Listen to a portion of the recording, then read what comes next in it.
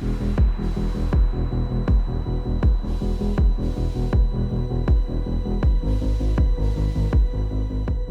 guys, it's Alpha Heavy Gamer back again with another video.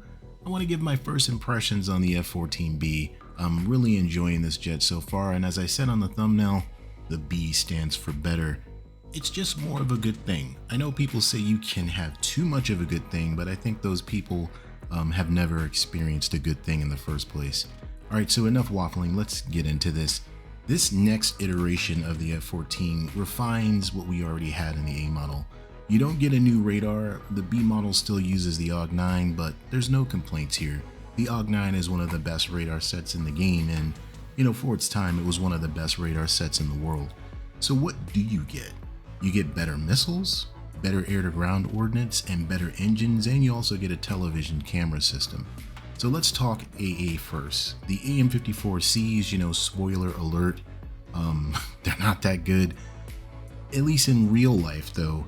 They did have better tracking against anti-ship missiles at low level, but otherwise, there's really nothing new here. The PK, or probability of kill with the C, is kind of still the same as the A. It's not that great of a Fox 3 in the first place, but you can still catch people slipping and smoke them every now and then, which is pretty funny actually. But you do have the Aim-7Ms, which is really your go-to BVR missile if you're actually trying to win the match. You also get Aim-9Ls, which finally gives you an all-aspect infrared capability. I think the F-14 really needed this. Now you can take the fight to the enemy on your own terms, like no matter the aspect.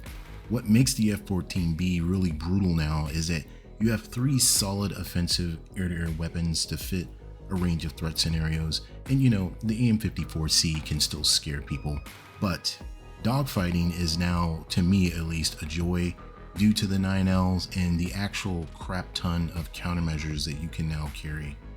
Alright, so the flight performance of the F-14B is also better. You have new and more powerful F-110G 400 engines. In real life, this was a game changer for the jet. The old engines were prone to compressor stalls and a lot of other stuff. For my flying style though, I honestly haven't really noticed or been able to use the extra amount of thrust, but I'd rather have it than not have it. The F-14B also comes equipped with a TCS, or television camera system, that can help you ID distant targets in air battles. Haven't really used it very much so far, but it is there. Alright, so back to some more impressions. I felt so limited before in the F-14A in the way that I would have to fly the jet. Once you got to the merge, you were always at a deficit before, because it seemed like everyone else, everyone else, except you, had all the aspect infrared missiles. So the 9 Limas, coupled, like I said, with the metric ton of countermeasures that you can carry, it really makes the F-14 a beast now, and it will change your tactics flying the B model, as you have way more opportunities to exploit now. So I talked about air so far, so let's push over to ground realistic battles. I mean, if you're not a person that plays ground, you can probably click off and hit the thumbs up button. But I think if you do play both modes, you're going to love the Bombcat, the F-14B Bombcat. You get the best of both worlds. You get Paveway II laser guided munitions, GBU 10, 12, 16, and 24. You have that lantern pod, which is infrared forward looking thermal pod, which gives you really good situational awareness on the battlefield. Finding targets is fairly easy now. You can just pick them out, and you can protect yourself when you go into the cast mode. You can carry air-to-air missiles, and one of my loadouts, I have like 2 9 Limas, and I carry an AM-7M.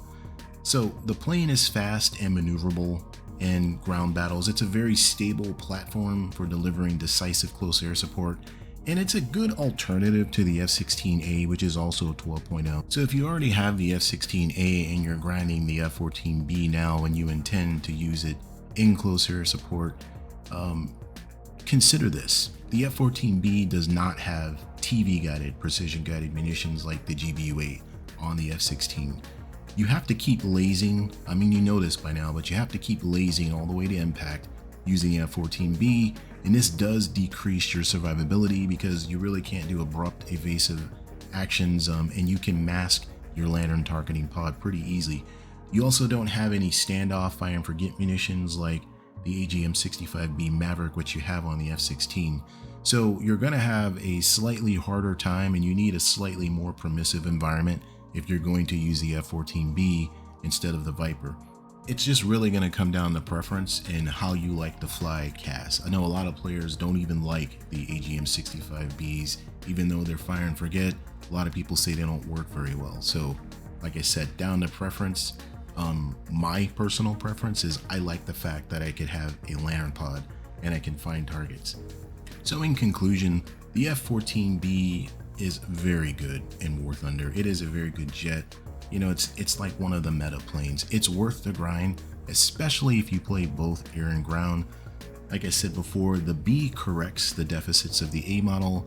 The Aim-9Ls and the increased number of countermeasures are pretty much game changers for how you will fly the Tomcat. You now have a complete set of tools to take the fight to the enemy on your own terms. The Aim-54C Phoenix is not a decisive weapon, but it can still scare people and net you the occasional kill if someone isn't paying attention. But your money makers in ARB are going to be the 9Ls and the 7Ms.